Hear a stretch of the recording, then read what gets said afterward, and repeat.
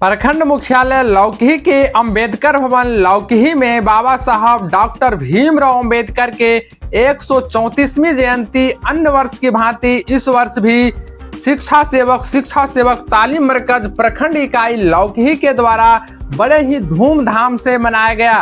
कार्यक्रम का उद्घाटन प्रखंड विकास पदाधिकारी लौकही वीरेंद्र कुमार सिंह एवं अंचलाधिकारी महोदय लौकही अमर कुमार चौधरी जी के द्वारा दीप प्रज्वलित कर किया गया।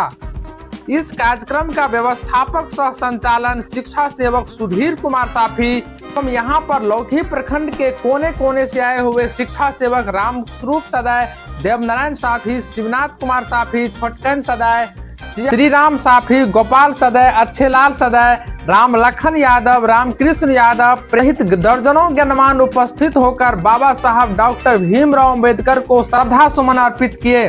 इस मौके पर प्रखंड विकास पदाधिकारी एवं अंचलाधिकारी महोदय बाबा साहब भीमराव अंबेडकर को पुष्पांजलि अर्पित करते हुए संबोधन करते हुए कहा और मोमबत्ती जला करके और माला अर्पण कर रहे हैं। जय जय जय जय जय भीम। जन्म दिवस के अवसर पर उपस्थित हैं उपस्थित अंचलाधिकारी महोदय सुधीर जी, रामकृष्ण जी और तमाम जो इस कार्यक्रम को करवा रहे हैं, मैं सबों के प्रति आभार प्रकट करता हूँ, धन्यवाद देता हूँ कि आपने इस परंपरा को जीवित रखा।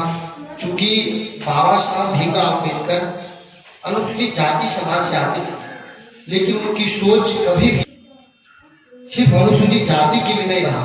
उनकी सोच पूरे देश के लिए, पूरे देश के युवाओं के लिए, महिलाओं के लिए, और जो उस समय में जो छुआछूत की भावनाएं होती थी, दलित पिछड़े को जो शोषित करते थे, उसके उत्थान के लिए इन्होंने हमेशा प्रयत्न किया। आप जानते हैं कि बाबा साहब भीमराव अंबेडकर भी अनुसूचित जाति से, बाहर जाति से आते थे, और उस जमाने में अनुसूचित जाति को पढ़ने से रोका जाता था, उन्हें सार्वजनिक जगह पर जाने से रोका जाता था, मंदिर में जाने से रोका जाता था, और स्कूल में एडमिशन नहीं होता था। लेकिन बाबा साहब भीमराव अंबेडकर की जीवनी आप पढ़ेंगे तो उसमें पता चलेगा कि ये एक अच्छे घराने से, अनुसूचित जाति से रहते हुए, बाहर जाति से रहते हुए, इनके पिताजी सूबेदार थे, सेना में एक अच्छे अधिकारी थे, इसलिए इनको मौका मिल गया। लोग नहीं पढ़ते थे, उस जमाने में पढ़ने से रोका जाता था।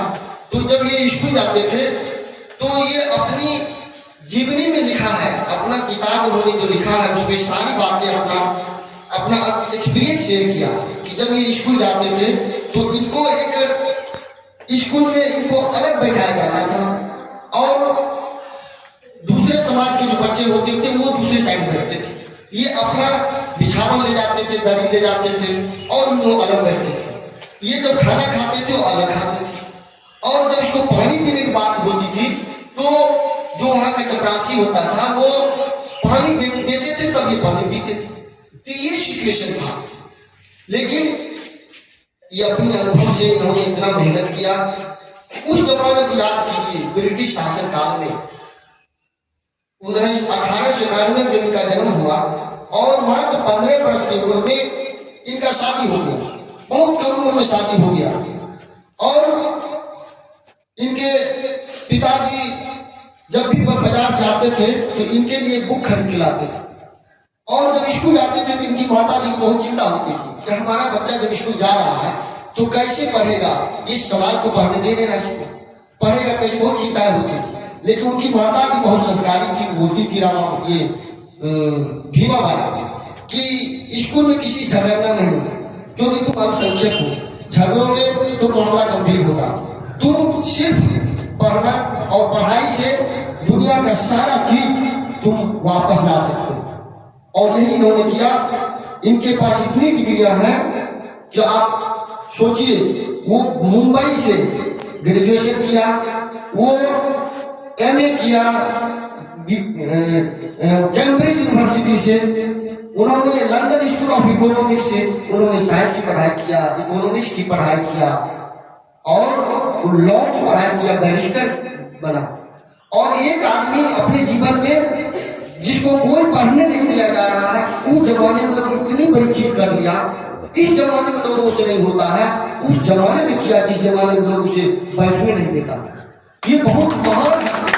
ये हस्ती सिर्फ हम अति पिछड़ा और अनुसूचित जाति के लिए नहीं, ये पूरे देश के लिए, सबों के लिए लोकप्रिय करिए। और भारत रत्न सबको नहीं मिलता, वो रत्न है, हमारे भारत का रत्न है। ये कोई अनुसूचित जाति नहीं, वो रत्न है हमारे।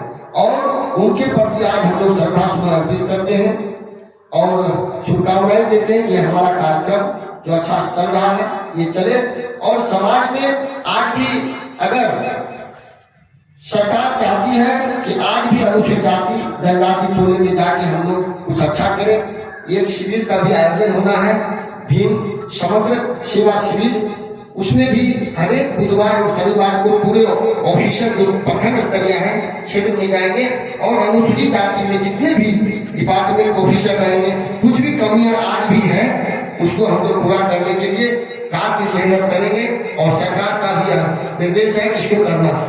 तो सच्ची श्रद्धांजलि सरकार भी दे रही है, हमारे ऑफिसर दे रहे हैं, हमारे सभी तमाम जितने उपस्थित हैं, मैं सबको बार बार धन्यवाद देता हूँ और इस महापुरुष के प्रति अपनी श्रद्धा सुमन अर्पित करता हूँ कि आप क्या जो जन्म सदी है ये हमेशा हम लोग मनाते रहें और हम गौरवान्वित महसूस करें कि हम डॉक्टर भीमराव अम्बेडकर भारत रत्न का जन्म दिवस मना रहे हैं। धन्यवाद। स्वयं बाबा साहब भीमराव अम्बेडकर भी बचपन से ही अपने स्कूल लाइफ से ही जब स्कूल जाते थे तो जैसा वीडियो साहब बता रहे थे कि जातिवाद का उनको सामना करना पड़ा था और आगे चल के पढ़ाई किए, बॉम्बे यूनिवर्सिटी से ग्रेजुएशन किए और पढ़ाई करने के बाद उनका कहना था कि समाज में यदि लड़ाई लड़ना हो तो शिक्षा बिल्कुल ही जरूरी है। और तब तक तो बाबा साहब भीमराव अम्बेडकर जिस समय स्टूडेंट लाइफ में थे तो उस समय तो छोटी मोटी लड़ाई लड़ते थे, लेकिन जब उन्होंने पढ़ाई करके इंडिया में आया तब अलग अलग समुदाय में जो पिछड़े हुए समुदाय थे जाकर के सभी को जागृत किया और बहिष्कृत हितकर्मी सभा, आप लोग भी इतिहास पढ़े होंगे, हितकर्मी सभा बनाई जो पिछड़े जाति के लिए था कि समाज में जिसको कि अलग व्यवस्था था उसको जो